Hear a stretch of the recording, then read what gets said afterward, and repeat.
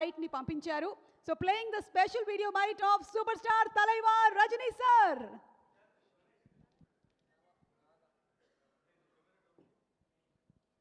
Telugu cinema ప్రేక్షకులకి నా నమస్కారం. ఇది నేను ఇండస్ట్రీకి వచ్చి 50 years, డైమండ్ జూబ్లీ ఇయర్. ఈ ఇయర్లో కూలీ సన్ పిక్చర్స్ ప్రొడ్యూస్ చేసి లోకేష్ కనకరాజ్ డైరెక్షన్లో అనిరుద్ మ్యూజిక్ దీంట్లో వచ్చి August 14th diamond Jubilee picture వస్తుంది. ఇది లోకేష్ కనకరాజ్ ఎలాగంటే ఇక్కడ రాజమౌళి ఇలాగ రాజమౌళి గారు తీసిన పిక్చర్ అన్నీ హిట్, అలాగా లోకేష్ కనకరాజ్ పిక్చర్ తీసిన అన్నీ సూపర్ హిట్. ఆ కాంబినేషన్లో నేను వచ్చి ఈ పిక్చర్లో చేస్తున్నాను. దీంట్లో ఇంకొకటి గొప్ప విషయం ఏంటంటే ఈ స్టార్ కాస్టింగ్. సత్యరాజ్, చాలా ఏళ్ళ తర్వాత సత్యరాజ్తో నేను వచ్చి మళ్ళీ పనిచేస్తున్నాను. నేను శృతి హాసన్ వాళ్ళతో, దాని తర్వాత ఉపేంద్ర కన్నడ సూపర్ స్టార్, ఎలాంటి ఆర్టిస్ట్ అని మీకు తెలుసు, ఆయన కూడా దీంట్లో వచ్చి ఒక క్యామియో చేస్తున్నారు. దాని తర్వాత షౌబీన్ అని ఒక దయాళ్ అని ఒక విలన్ క్యారెక్టర్ అయింది. ఇంకోటి దోహా అని Aamir Khan first time south Indian ఫిలిమ్స్లో స్పెషల్ అపీరెన్స్, ఆయన కెరియర్లోనే ఒక స్పెషల్ అపీరెన్స్ చేస్తున్నది ఇదే ఫస్ట్ టైం అమీర్ ఖాన్. దాని తర్వాత ఇంకా చాలా పెద్ద అట్రాక్షన్ ఏంటంటే కింగ్ మన నాగార్జున గారు దీంట్లో యాంటీ క్యారెక్టర్ విలన్గా చేస్తున్నారు.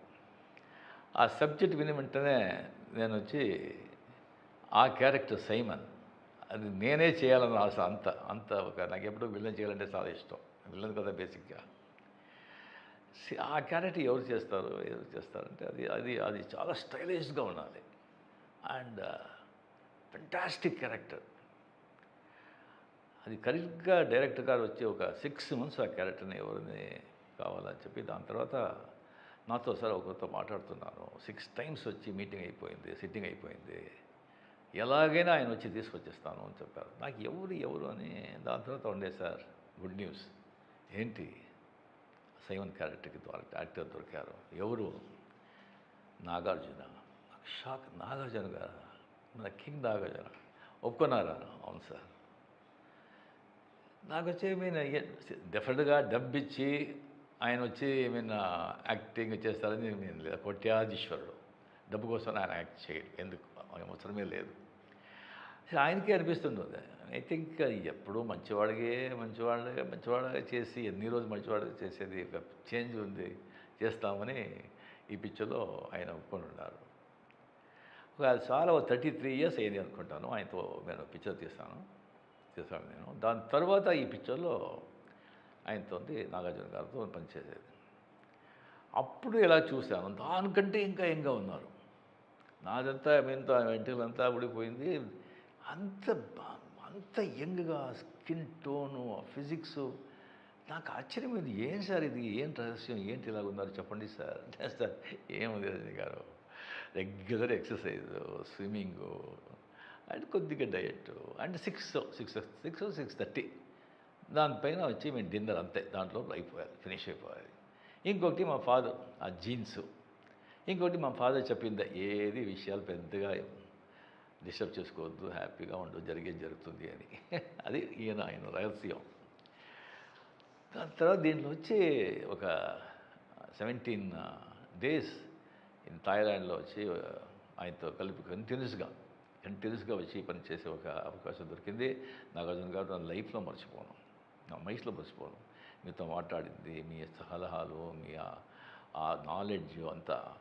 You are a gentleman sir, you are a gentleman, not only handsome, you are a gentleman.